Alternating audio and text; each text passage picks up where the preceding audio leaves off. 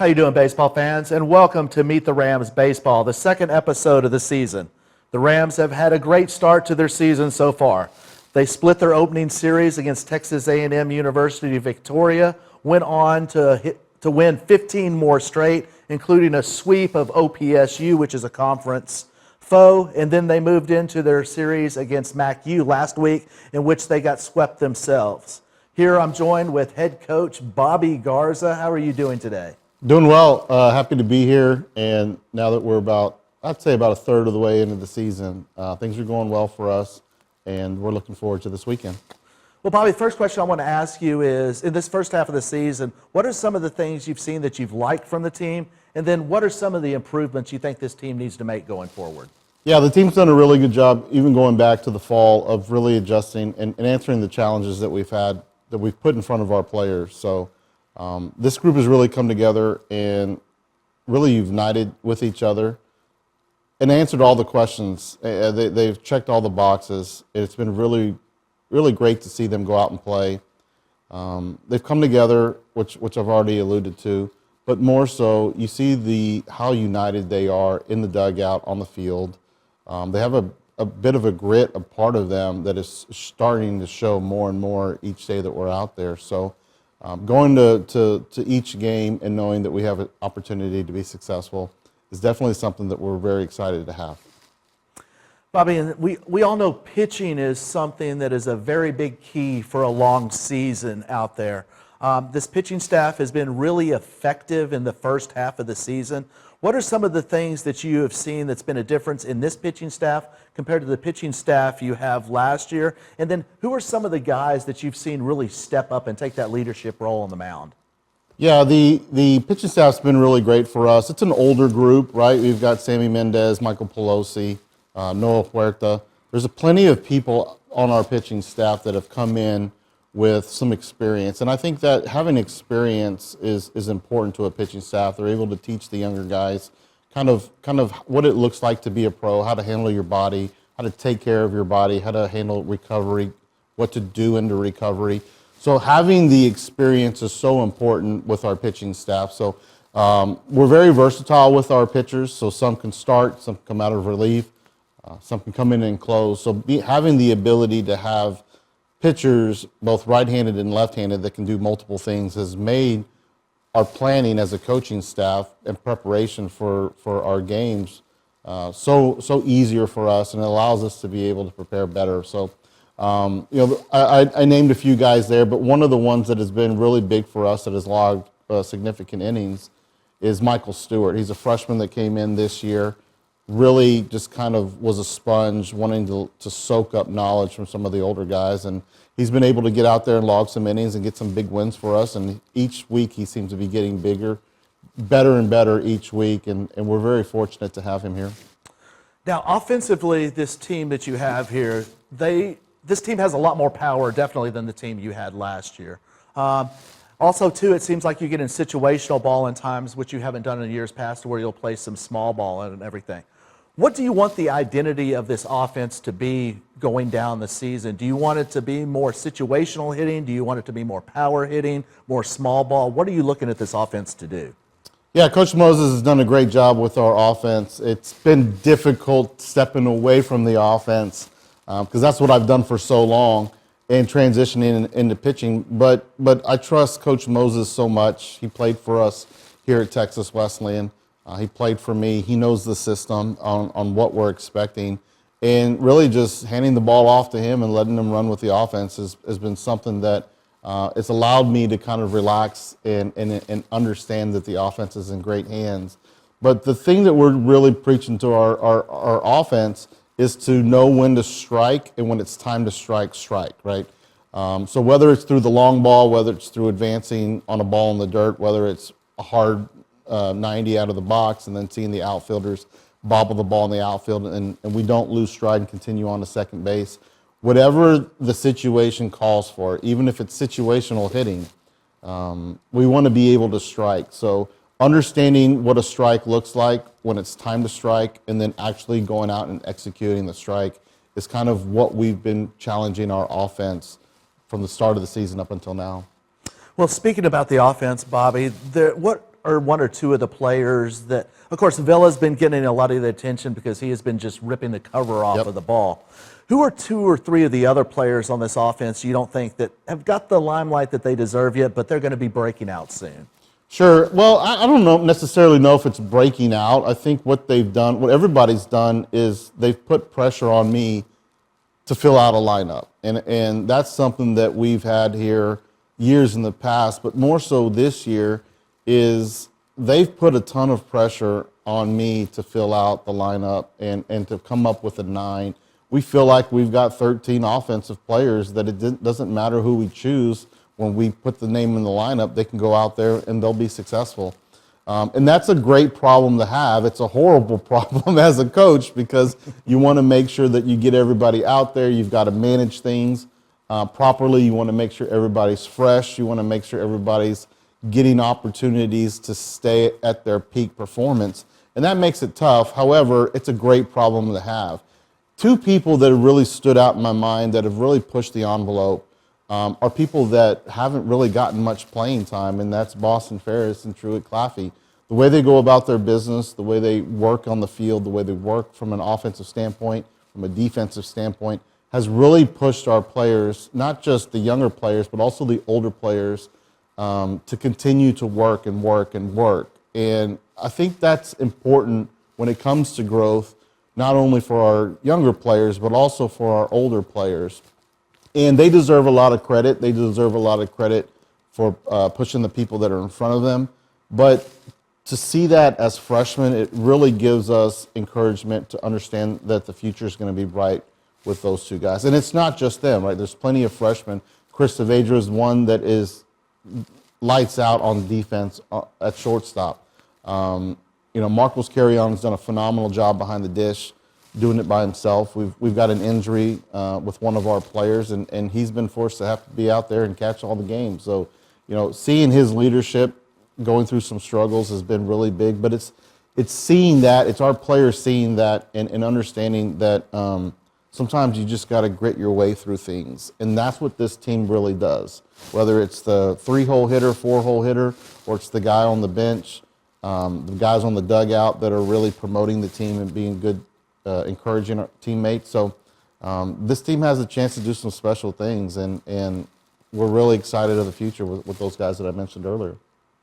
And with that being said, we're going to take a quick break to pay our sponsors. We're going to be coming back with one of the gentlemen we just talked about, number 4, Brendon Vela. We are Texas Wesleyan University, serving Fort Worth since 1890. And we are NBT Financial Bank, serving North Texas since 1973. We provide customized degree programs to help you succeed in today's market. And we provide personalized service and financial tools to help you grow your business and your accounts. We believe in smaller, smarter. And we believe in exceeding expectations. NBT and Texas Wesleyan, 2 Fort Worth traditions, teaming up to build tomorrow's leaders. Welcome back to the second part of Meet the Rams Baseball. We have the pleasure to have Brendon Vela, number 4, here to join us. How are you doing today? Good, how are you doing? Doing well. As we talked about earlier, and I'm sure you heard, you've been just knocking the cover off of the ball lately. Thank you. What is it you have done from last season into this season that has helped you become a better hitter? Just putting in a lot of time, just hitting constantly whenever the cage is available. And what would you say, when you step into the batter's box, what's going through your mind? Could you just walk us through a typical at-bat for you? Yeah, so I do have a little method. I do RAMP C, routine, attitude, mission, plan, compete. It's from a book called Heads Up Baseball with Ken Ravizza. And it brings me back to center so I can try to be the same person every at-bat, every pitch. Now, we talked a little bit earlier with Coach about how this team is a lot different than the team was last year. Where do you see the differences in the team from last year to this year? I see a lot of the differences just with the kind of culture we've created. Coach did a great job this off-season and preseason to kind of bring everyone together and find a good mold. And I feel like we're all kind of like brothers, like identical. Like we'll fight a little bit, but we always come back stronger, and our bonds are pretty unbreakable right now. Something else I want to talk to you about, and I'm going to have a video that's probably going to be going over this while we're talking about this, but this has to do with the sombrero and the bike. Yeah. Could you explain to us where that method came from, what that means, and why y'all do that? So the bike started actually last year when we had a tough loss. I forget who it was against, and we had our bike taken, as one of our players said. So now every time that we score, we get on the bike because we're taking the other team's bike. And then the sombrero, that's for home runs. And I think, Coach, I don't know if you want to elaborate on exactly the sombrero. Yeah, Kind of your just, thing. you know, we've got a lot of Latin players, and we were kind of looking for something to kind of create more energy in the dugout that could be a little bit organic. And one of my uncles down in Houston dressed up as a mariachi member for Halloween, and it just, boom, it sparked an interest and a thought of, why don't we use go get a sombrero? So he found it, and it was the team colors, and it's like, hey, let's get it, and that's what we're using. So. And Brendon, I want to circle back to you about your teammates here. I know Coach Garza mentioned a few people, but who are a few people on the team you think deserve a little bit more recognition than they've been getting so far? Oh, that's tough. I think our pitching staff has done a phenomenal job as a whole. And then hitting-wise, it's really hard to pinpoint one player because I'm pretty sure we're leading the country in hitting. So I'm pretty impressed with that. And then I would say, honestly, the guys in the dugout, because they have the kind of a tougher role. And I would pinpoint some of our guys that are there behind us no matter what. And I would say like Mac Moreland, Connor DeLeon, and then say Logan Silvertooth too. Yeah. Okay. Coach, and I want to come back to you here. I got a couple more questions I want to ask y'all that's kind of get to know you questions. But looking at the rest of this conference play, Coach, what do you believe is the biggest key for the Rams to win the championship down the stretch? No, just health. Health is extremely important. So when any coach knows this, when you lose a shortstop, a pitcher, a catcher, a center fielder, right, it really changes the dynamic of your team. So just staying healthy is important. We have every bit of confidence inside of us that we have an opportunity to win the conference. But staying healthy is important, and as long as we can do that, we'll definitely have an opportunity to win. Great.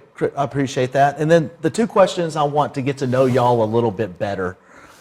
And either one of y'all can answer it first. It doesn't matter to me. But what is the biggest moment y'all have had with Texas Wesleyan baseball so far in your time here? Good question. You want to go first? You can take this one. The biggest moment? Man, that's a tough one. I think there's a lot of big moments that we've had here, that I've had here. I think one is being able to have my daughter, drag the infield dirt with me. That's a pretty special moment.